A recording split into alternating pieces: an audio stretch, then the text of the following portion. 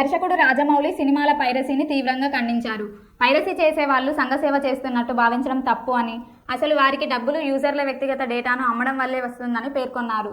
IBomma Ravi arrest cinema సీన్లా అనిపిస్తోందని, villain challenge చేస్తే హీరో పట్టుకుని జైలుకు పంపినట్లుగా ఉందని అన్నారు.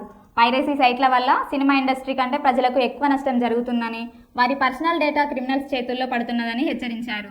పైరసీ చూసి ప్రమాదంలో పడకండి అని ప్రజలకు సూచించారు. ఫస్ట్ చాలా భయంకరంగా, చాలా దారుణంగా చావు వరకు తీసుకెళ్లే వరకు ఉంటుంది.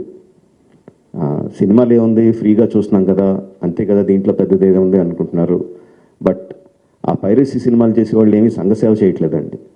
వాళ్ళు ఫ్రీగా ఏం చేయట్లేదు. అంత పెద్ద పెద్ద వెబ్సైట్లు, అంత పెద్ద పెద్ద సర్వర్స్ అవన్నీ హోస్ట్ చేయాలంటే చాలా ఖర్చు అవుతుంది. దానికంతా ఆ డబ్బు అంతా ఎక్కడి నుంచి వస్తుందండి? మా దగ్గర నుంచి రావట్లేదు డబ్బు. మా సినిమా పైరసీ చేయబడుతుంది, దాని ద్వారా నష్టపోతున్నాం తప్ప మేమేం వాళ్ళకి డబ్బులు ఇవ్వట్లేదు. సో డబ్బు ఎవరు ఇస్తున్నారు వాళ్ళకి? అదంతా రన్ చేయడానికి మీరే ఇస్తున్నారు.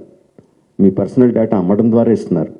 సో ఈ పర్సనల్ డేటా అన్నది చాలామందికి తెలియకపోవచ్చు, చాలామందికి తెలియచ్చు, చాలామందికి తెలియకపోవచ్చు.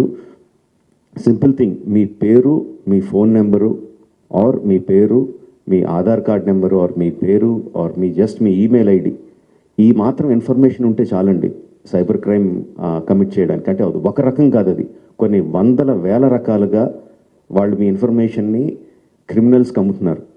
మీ దగ్గర నుంచి మీరు తీసుకోవడానికి జస్ట్ మీ పేరు, ఫోన్ నెంబర్ ఎంటర్ చేస్తే సరిపోద్ది అనుకుంటున్నారు. బట్ ఆ ఇన్ఫర్మేషన్ని వాళ్ళు క్రిమినల్స్కి అమ్ముతున్నారు. ఆ క్రిమినల్స్ చేసే సైబర్ క్రైమ్స్ దాని మూలంగా ఎఫెక్ట్ అయినాయి. ఎన్నోసార్లు ఎన్నో రకాలుగా వీడియోస్లో చూపిస్తున్నాం. జస్ట్ డబ్బులు పోవడం కాదు, ప్రాణాలు పోయే వరకు వెళ్తుంది. సో ప్లీజ్ అండర్స్టాండ్, మాకన్నా కూడా మీరు ఎక్కువ లూజ్ అవుతున్నారు ఈ పైరసీ చేయడం మూలంగా.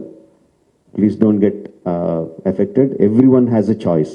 కొన్ని వందల రూపాయలు పెట్టి సినిమా థియేటర్కి వెళ్ళి చూడడం ఒకటి, సంవత్సరానికి కొన్ని వందల రూపాయలు పెట్టి నెట్ఫ్లిక్స్ లాంటి లెజిటిమేట్ సైట్స్ని సబ్స్క్రిప్షన్ తీసుకొని సినిమా చూడడం ఒకటి, ఫ్రీగా ఈ పైరసీ సినిమాల్లో పైరసీ సైట్లో చూడడం ఒకటి.